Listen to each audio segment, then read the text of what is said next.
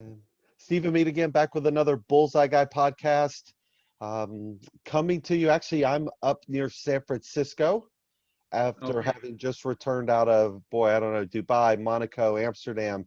So the world is finally starting to open up, and with the open up comes not only travel, but also sporting events and racing. And that's what we're going to talk about today. So excited to have you. It's, how do we say it in America? Michel? Michel, yeah, Michel Disdier. Michel Didier. Yes, I have to learn how to get my French accents in there in order to do it right. But yeah, super excited, Michel. You and I have been in contact for years and haven't seen you race yet. Haven't actually met you in person. Hopefully we'll get there. But just start out, give us a little introduction to the audience. Yeah. Okay.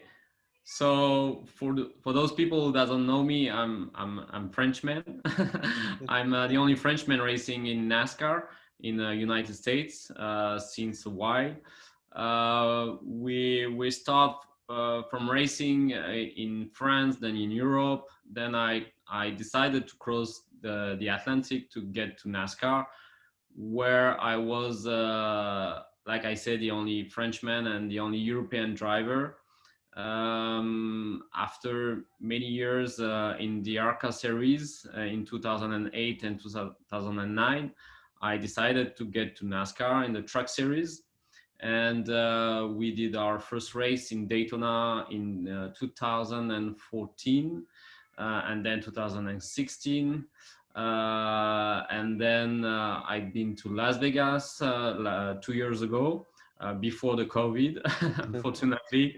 So we had to stop for a few months. And then this year we decided to focus on the sponsorships for next year. And because we want to do a full season next year in the Truck Series or maybe the Xfinity Series. So we will see. So this year is only for the promotion. We had something very, very cool because we bring our NASCAR that we race in Las Vegas, in Europe, in France, and actually in Monte Carlo 1 month ago. So the car was exposed to the Prince Albert and the kids in his museum. And this is something new because it's the first time ever that NASCAR came to Monaco. And it's the first time also that NASCAR is coming driven by a Frenchman in Europe. Wow, that's very cool. And I want to go, we'll go back in a minute because I want to learn about your history. But you said something interesting. I've been to Monaco, obviously, many of times. I've been to Formula One. You're saying the car was in the museum because Prince Albert has the amazing automobile museum of Monaco, Yeah. which just is incredible. Yes, the car is actually exposed in his collection, in his museum, until the end of July. So this is this is really we are really happy actually to have the car in his collection, and this is something really new. Like I said, it's the first time ever that a real NASCAR is coming to Monaco, and it's our NASCAR. So it's a privilege for us, and it's a huge honor that the Prince Albert was happy to have our car in his collection. Wow, that's great. And is it a car, NASCAR, or is it a NASCAR truck? It's a NASCAR truck. It's the truck Yeah, series. yeah. This car has a particularity also because it's designed by a famous French artist. His name is Richard Orlansky.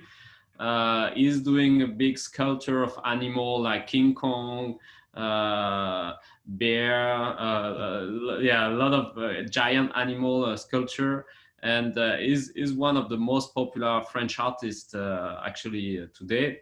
And he decided to sponsor us and to design the car. So it's actually also an art car. So the car will be exposed in many museums, many exposition all around France and Europe. And this will be an help also for us to communicate on our adventure in NASCAR which is really popular in United States, but it's less popular in Europe. Same if it's growing up since 10 years. NASCAR is really growing up in France actually and in Europe. Yeah. And yeah. Wow. And so with the truck there, since it's the NASCAR Truck Series, do you only have one? Is there one in the museum? Are there others in a, in a pit garage somewhere? How many do you have actually for a race? I mean, there is many cars, many NASCAR trucks in the team. Sometimes we just race once or two or three times with the same body, and we use different engines, different shocks, different gearbox. We have for each tracks we have a different engine, different gearbox, different shocks. So it's pretty that we have the body Yeah. empty, and then we move the things inside. So we have a lot of body for. Wow. So for each track, each Yes, racetrack, there's a different setup. The body shell is the same, but internal you change for each race. exactly, because we have different type of oval, like there is short tracks, there is speedway and super speedway, and there is also banking, different banking with degree of banking. So yeah, we have all for all different speedway or short tracks, we have different setup. That's why we change everything for each races. Yeah, that's a lot if you watch NASCAR. I mean, I grew up in the South watching it. So they talk about the car quote setup. Yes, And the setup of the car is getting all of those little tweaks. yes, Right. And that's where the practice rounds comes in too, right? Because you're out there trying to figure out are yeah. the gears right? Are the shocks right? Are the tires right? Exactly, and that's why it was always much more complicated for me as a European driver, because I remember when I did my race in Las Vegas, everybody told me Las Vegas is a very complicated track, maybe much more than Daytona or some other, and so during the practice I had 2 hours to practice, but at the end we did only 16 laps of practicing, and because we had to change many things on the setup, so I was lost after 2 hours of practice. I was like 3 seconds less fast than the Kai Bush, Yeah. so we decided to change a few things on the setup, and I had the chance to have Michael. I'm sorry, I missed his name now. Yeah. With the journalist for Fox is a big champion in NASCAR, and he came to me and he explained me a few things to let me understand how to be very fast on this track. And on the qualifying, I was like 6/10 the same time like Kyle Busch. Okay. So yeah, so I grew almost 3 seconds, So That's amazing. That's a big difference.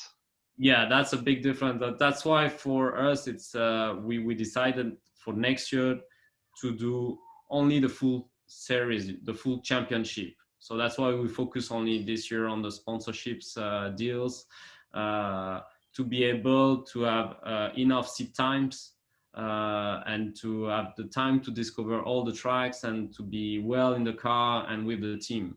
That's a big difference now. Yeah, and with the truck series, does the truck series run?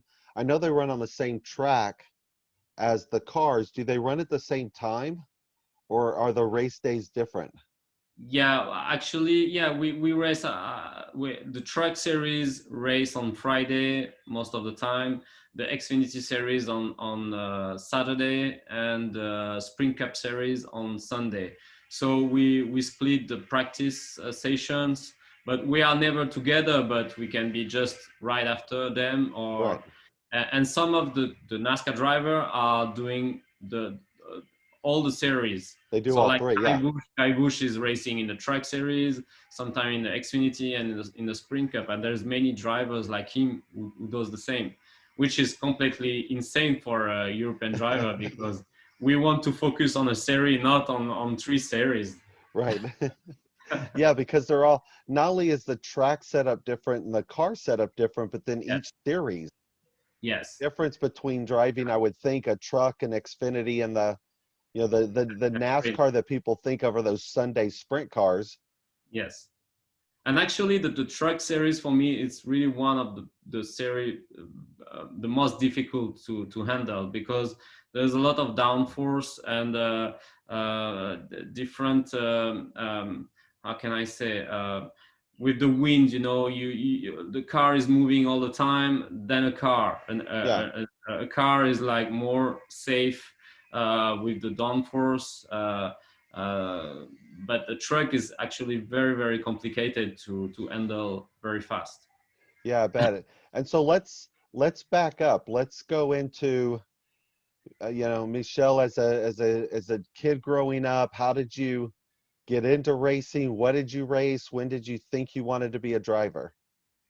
Uh, I, close to when I born. Yeah. I think as I can remember, as far I can remember when I was kid, I always wanted to be a race car driver. But my father was doing some rally in France. He was actually a good champion. But when I born, he stopped his career. So I've never seen him racing. But maybe in my gene, I get some few things of him for sure. But yeah, I was so attracted by cars, by steering wheel. I always wanted to, when I was kid, I wanted to get inside a car. I wanted to turn the steering wheel. My father took me on his lap to let me drive the car. I was 5 years old. You Yeah, know, wow. he was driving the car and I was just turning the steering wheel. But yeah, for sure, when I was kid, I would never imagine that it was a real job, to be a race car driver. Not you don't have to be only a good driver. You need to be a good businessman also. You need to know how to deal with sponsor, with teams, with the communication, with the fans. So it's a real job. It's Yeah. not only driving.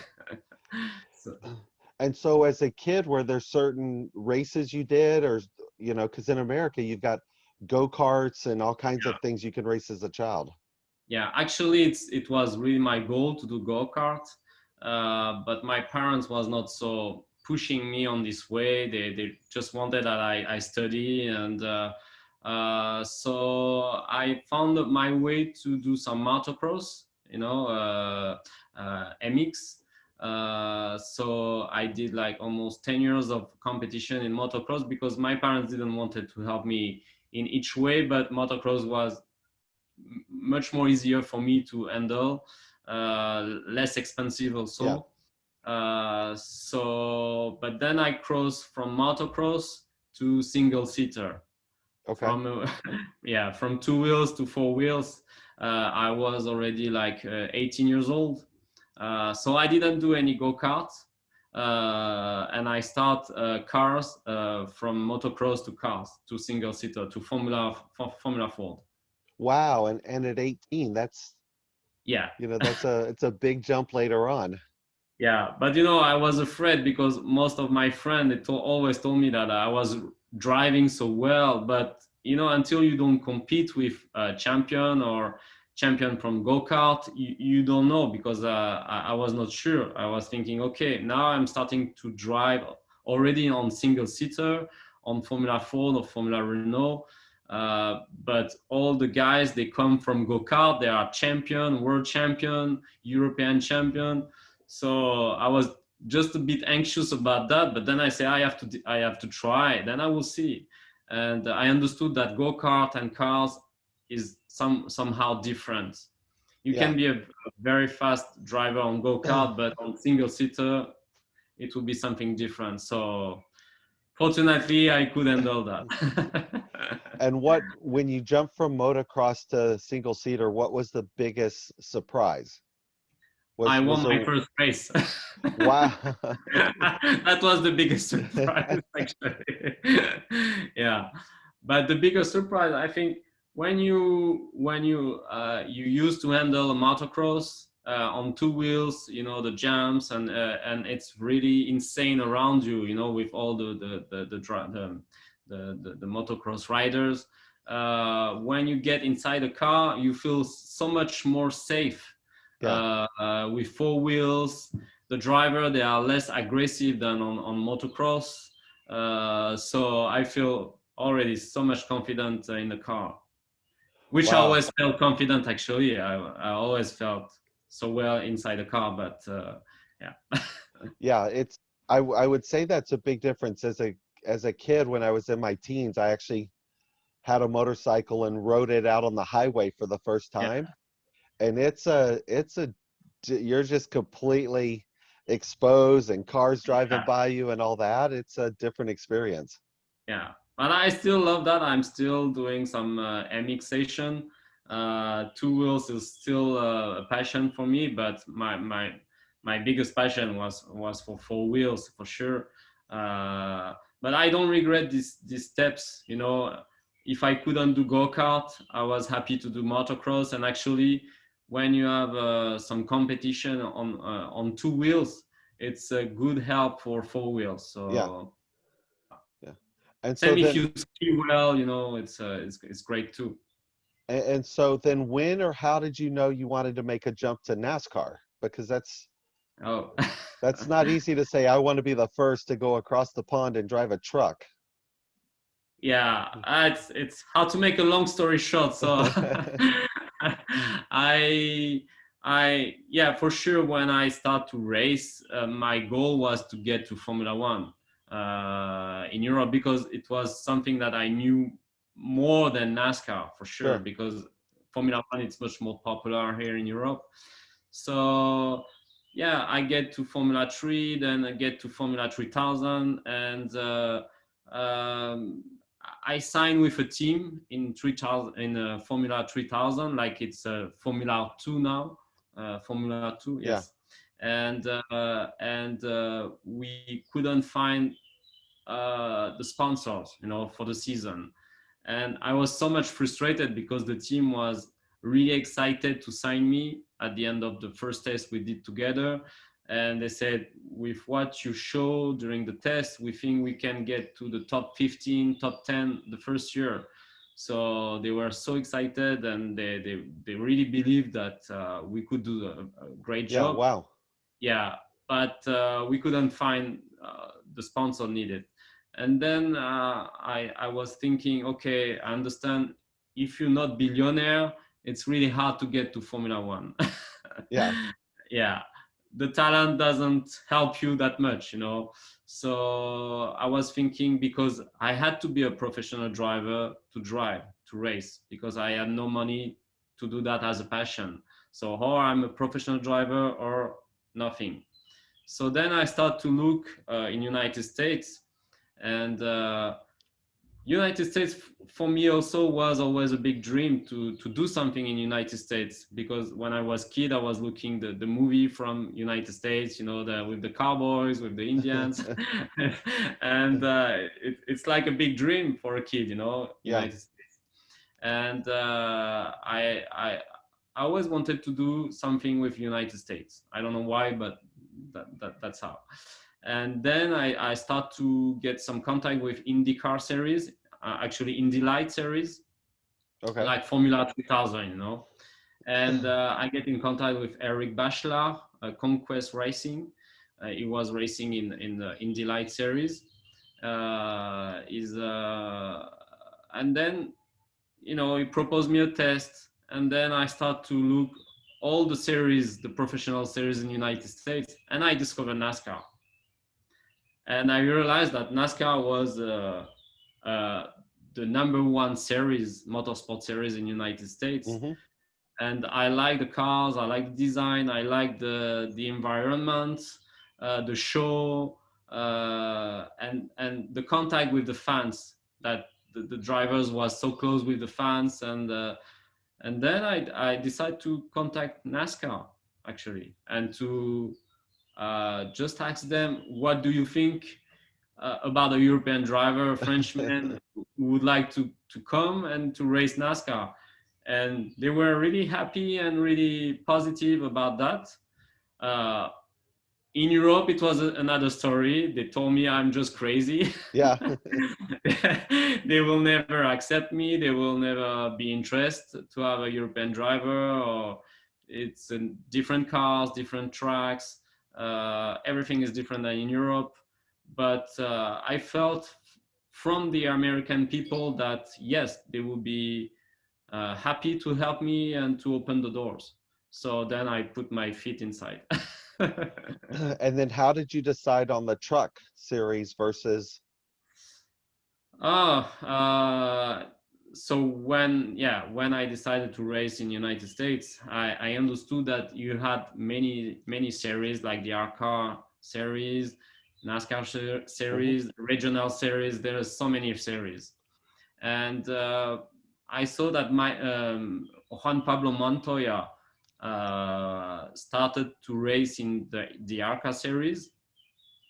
So I thought maybe the ARCA series will be a good way to start and to gain some experience, Okay.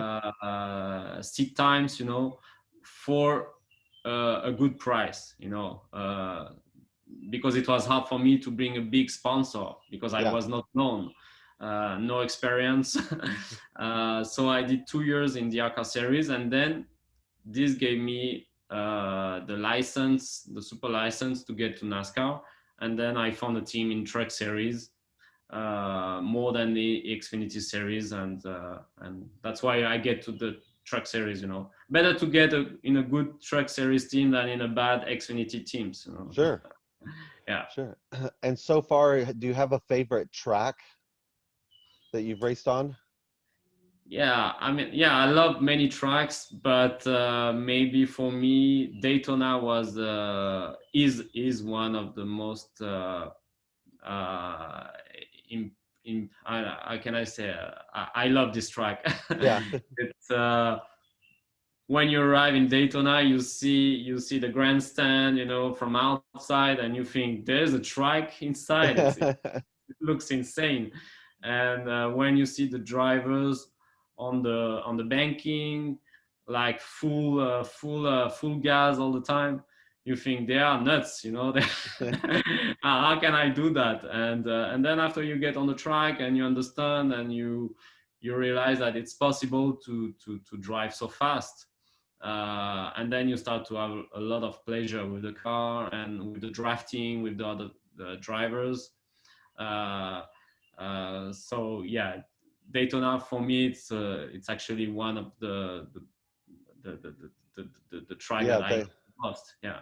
yeah, And they actually, tell when I did Daytona for the first time, it was in the ARCA series, and at the end of the day, I was the fastest on the track.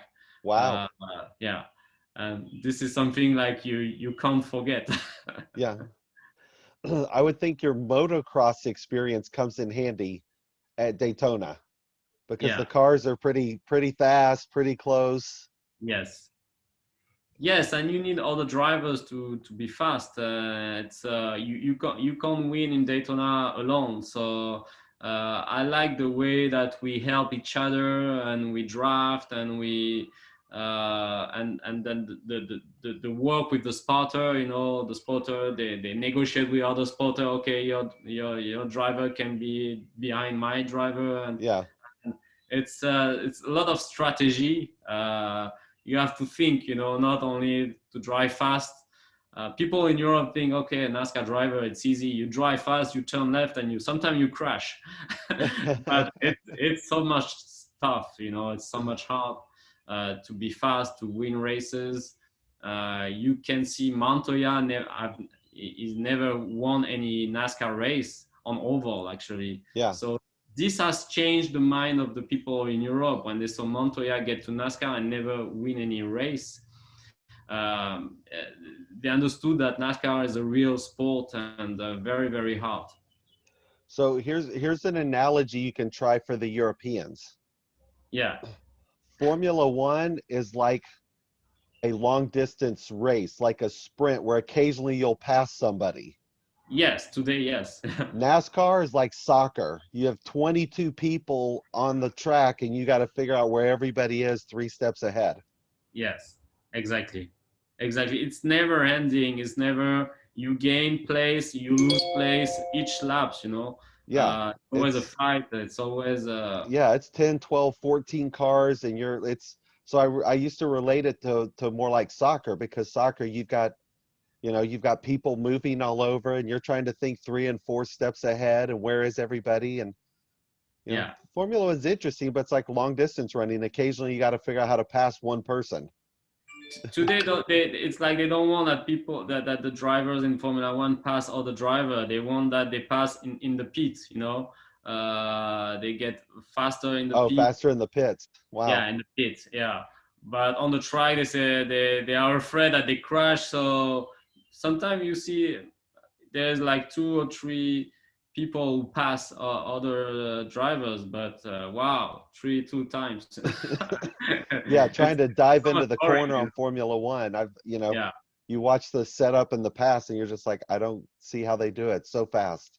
Yeah, we just love to see a Formula One race when it's raining. Actually, when it's raining, it's really cool. You know, it's really because people can pass. You see more the driver skill than the cars. You know, Yeah. uh, today if you're inside the Mercedes, you will win or you will finish second. It's Okay, I'm sorry for Lewis fan. Ah. no, but it is interesting. At Formula One Monaco, you sit at the top where Hotel de Paris is, and it's a curve and a chicane, and you can tell some of the drivers just come through a little quicker. Their reaction times are quicker. Yeah. Even just watching the same Formula One drivers come through, you can see there's little differences in the way the cars handle or the drivers handle. Yes. Exactly. Yeah. So But wow, I have one of my friends which is racing in Formula One. It's Pierre Gasly. Pierre Gasly, you know, is with the second team of Red Bull, and okay, he's doing so well, and he's a very nice guy. So I'm happy now to look the Grand Prix just to support him because we've done a few races in go kart together, and he's a very nice kid. So good, uh, I'm good. really happy for him to see what he's doing now. All right. Well, speaking of supporting, when do the races start? How can we watch you? What can we do to support you on your American NASCAR journey? Oh, how can you can support me on following me on the all the social medias like Instagram, Facebook. I have also a website, michel-disdier.com. Uh, and yeah, we are actually hope to start back from Daytona next year in 2022 for a full season. So we will have a lot of opportunity to meet all the fans all around the United States, and that will be so cool to be there again and to be there for a full season. Perfect. Perfect. Well, we'll share all of your social information for sure. And when the season starts, I'll probably, send a note out again to everybody to try and find a way to watch it on TV, or if they can go to a race in person, Yes, and get a chance to meet you. That'd be amazing. Fox TV. Perfect. Yeah, we love Fox and NASCAR. So, all right, Yes, Michelle, thank you so much. Be safe there in Monaco, and good luck on the upcoming season. We'll all be cheering for you. thank you, Stefan. It was a real pleasure to exchange with you today, and hopefully next year we'll be in United States for a big adventure. Perfect. I'll find a way to come see you. So, all right, Steve and me, the Bullseye guy again, closing out. Michel Didier, the Frenchman in NASCAR, the European driver. Tune in. Thanks so much.